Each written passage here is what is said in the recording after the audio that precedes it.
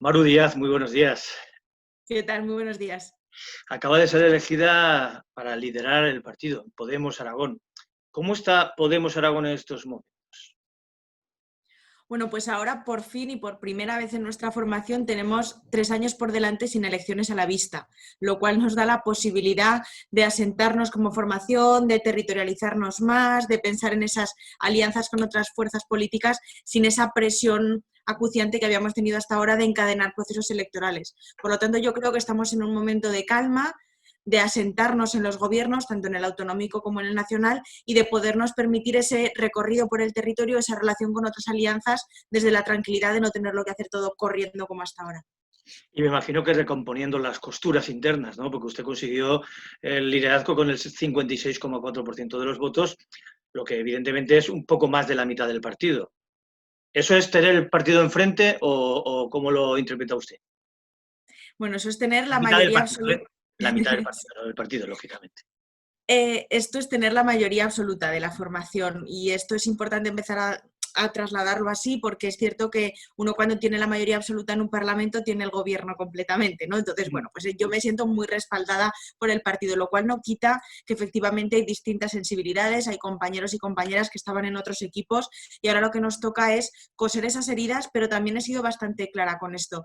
Y he dicho que creo que lo que más daño nos ha hecho como formación, y lo digo por experiencia propia, es haber constituido familias o facciones o partidos dentro de los partidos. Creo que uno se agrupa en equipos para presentarse a unas primarias y cuando se acaban esas primarias todos volvemos a ser Podemos Aragón y hay que contar con las personas singularmente, con cada una de ellas y buscarle sus espacios, pero acabando con esas lógicas de las facciones, las negociaciones de familias dentro de familias que hacen muchísimo, muchísimo daño. Pero son inevitables en muchos partidos. Es decir, al final, un partido político nace abierto, como nació Podemos, nace con la intención de aglutinar a las mayores fuerzas posibles, ¿no? de la sociedad, pero al final poco a poco se va encerrando y de alguna manera se vuelve más tradicional. ¿No cree usted que Podemos de alguna manera se ha institucionalizado? Nos hemos hecho mayores, lo cual no tiene por qué ser necesariamente negativo. Yo me pregunto qué significaba exactamente eso que decíamos en el 2014 de venimos a saltar los cielos, porque probablemente saltar los cielos era gobernar y lo estamos haciendo. El problema es que tiene menos épica de lo que parecía. Por lo tanto, creo que lo que hemos hecho es madurar, descubrir que cambiar las cosas exige mucha más responsabilidad, no va a la velocidad a la que nos gustaría, pero creo que toda la organización lo está entendiendo y los apoyos que hemos tenido para la entrada en el gobierno, tanto en Madrid como en Aragón, demuestra que nuestra gente ha entendido esos pasos que hemos ido dando y que estamos cambiando las cosas, probablemente no a la velocidad que nos hubiera gustado, pero se está haciendo.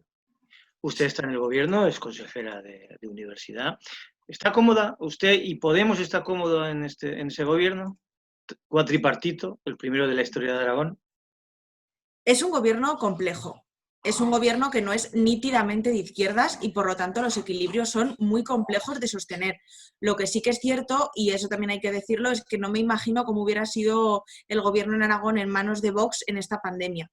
Y viendo lo que ha pasado en Madrid o en Andalucía nos podemos hacer una idea. Por lo tanto, creo que acertamos en hacer de la necesidad virtud.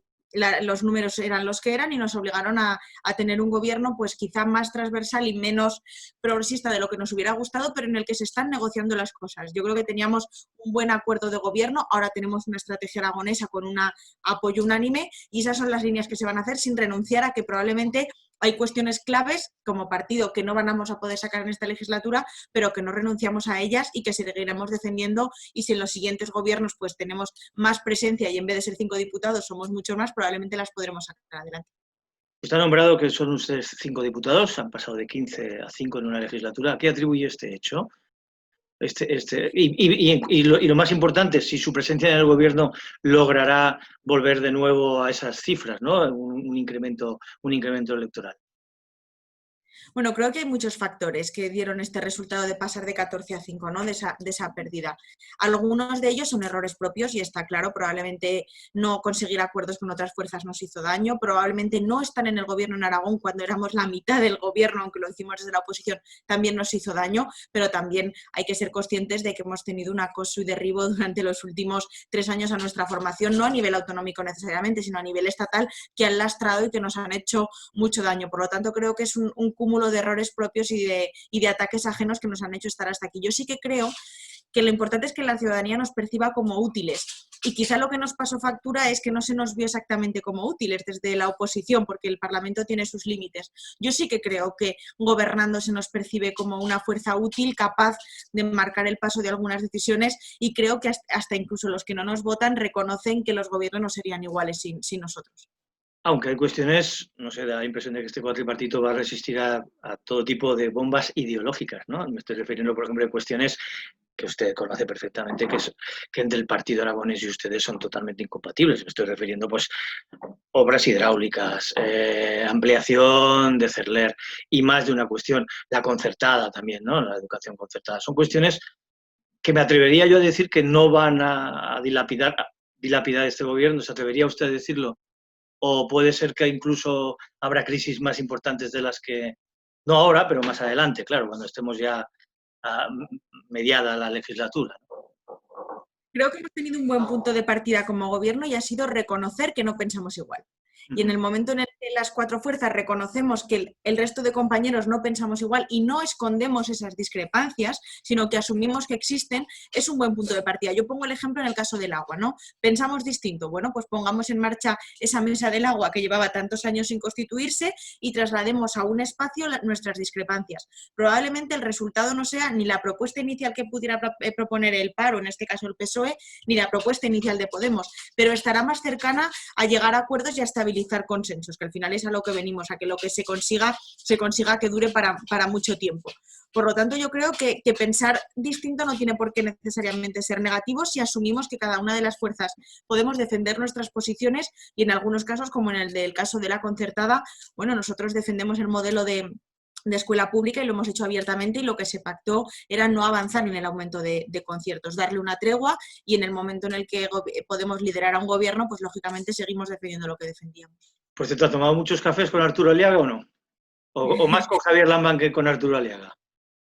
Pues la verdad es que la relación es fluida con todos ellos. Sí que es cierto que con el presidente, pues por razones obvias, la relación es casi diaria, pues porque al final gobernar en un cuatripartito exige muchas conversaciones con cada uno de ellos, pero me he sorprendido gratamente teniendo conversaciones con Arturo y pudiendo llegar a puntos de acuerdo partiendo bueno, pues de discrepancias claras que habíamos tenido parlamentarias, pero luego entrando al detalle de las cosas es más fácil, o quizá sin el ruido mediático que tiene el Parlamento y ese foco, pues a veces es más fácil llegar a acuerdos. En cualquier caso, creo que la clave es que nos respetamos como fuerzas que en algunas cuestiones pensamos distintas y no ocultamos esas diferencias, y creo que eso es positivo. ¿Las relaciones con usted al frente de Podemos Aragón van a ser mejores con Pablo Iglesias, con Pablo Echenique, que anteriormente con Nacho Escartín? ¿O cómo lo considera? Porque Nacho Escartín no ocultaba su malestar, ¿no? Yo he defendido que hemos tenido un error garrafal en nuestro partido, y ha sido el de pensar que a la ciudadanía le importaba algo las discrepancias internas dentro de la formación, o ese error que hemos cometido de criticar a nuestros compañeros de partido no en los órganos correspondientes, sino a través de los medios de comunicación. Creo que es un error ombliguista. Creo que, dada la circunstancia en la que estamos con el auge de la extrema derecha, no nos perdonaría a nadie que estuviéramos a estas nimiedades, y por lo tanto yo seré crítica en las cosas que considere que no se están haciendo bien, pero lo seré en los órganos correspondientes y nunca haciendo más ruido hacia afuera, porque creo que no aporta nada. ¿Qué le parece esa estrategia de matar al mensajero de Pablo Iglesias con los medios de comunicación? Esa guerra que lleva abierta, ¿la comparte usted también?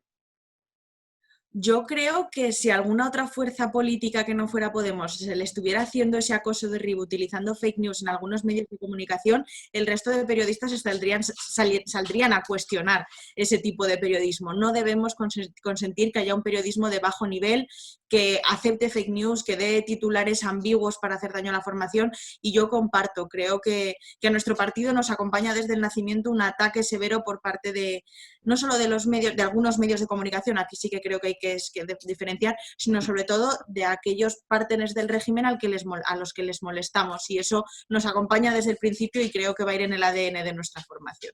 Pues Maru Díaz, máximo responsable de Podemos Aragón, le deseo mucha suerte en este cometido y hasta la próxima. Muy buenos días. Muchas gracias, buenos días.